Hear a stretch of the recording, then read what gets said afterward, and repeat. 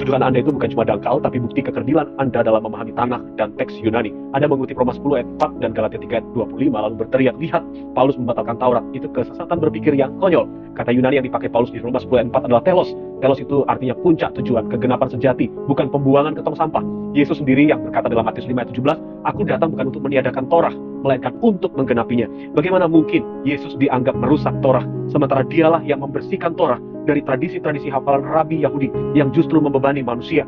Yesus mengembalikan Torah ke esensi tertingginya, kasih dan kebenaran bagi dia, bukan sekadar pamer kesalehan lahiriah. Dan soal Anda mengutip Maimonides atau Rabi Moshe ben Maimon yang katanya lebih memuji Islam, tolong jangan memanipulasi sejarah. Menariknya, menurut Judaisme, yang justru memperkuat pemahaman orang-orang akan Torah adalah Islam. Muslim harus disunat, Muslim tidak boleh makan babi, Muslim hanya menyembah satu Tuhan, bukan Tuhan tiga dalam satu. Bahkan rabi-rabi besar seperti Rambam mengizinkan orang-orang Yahudi untuk berdoa di masjid, namun melarang orang-orang Yahudi untuk masuk gereja.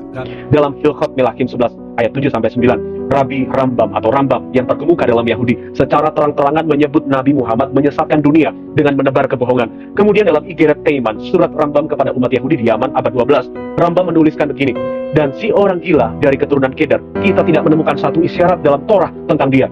Dan semua hal yang diyakini orang-orang Ismail bahwa mereka menemukan sebutan tentang dia dalam Torah, itu adalah lelucon konyol dan kesia-siaan belaka. Ini Rambam loh yang bilang. Dan Rambam bilang gini, tidak ada bangsa yang pernah menyiksa, merendahkan dan membenci Israel melebihi bangsa ini. Kenapa di sini Anda mendadak pakai standar ganda untuk merangkul agama lain cuma demi melampiaskan kebencian Anda kepada Yesus? Bukankah itu sebuah frustrasi teologis? Coba jawab pertanyaan sederhana ini kalau Anda memang paham tanah. Yirmiyahu Hanavi atau Nabi Yeremia pernah menulis firman dalam pasal 31 ayat 31-33 begini.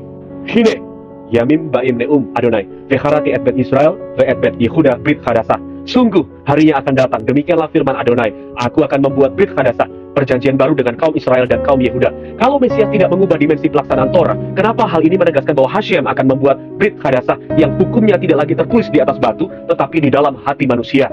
Bagaimana cara kalian menuntut ketaatan penuh pada 613 mitvot hari ini, sementara Anda tidak punya bait Adonai, tidak punya mesbah, tidak punya korban penebus darah seperti yang diwajibkan oleh Torah itu sendiri? Siapa yang sebenarnya sedang membatalkan Torah?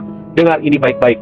Yesus adalah diri Torah yang menjadi manusia. Di saat orang-orang yang masih menanti kedatangan Mesias itu mengeja Torah di atas gulungan kertas tanpa sanggup memenuhi seluruh tuntutan kesuciannya, Yesua Hanotsri, Yesus orang Nazaret adalah satu-satunya manusia dalam sejarah dunia yang menjalankan seluruh Torah tanpa bercacat celah.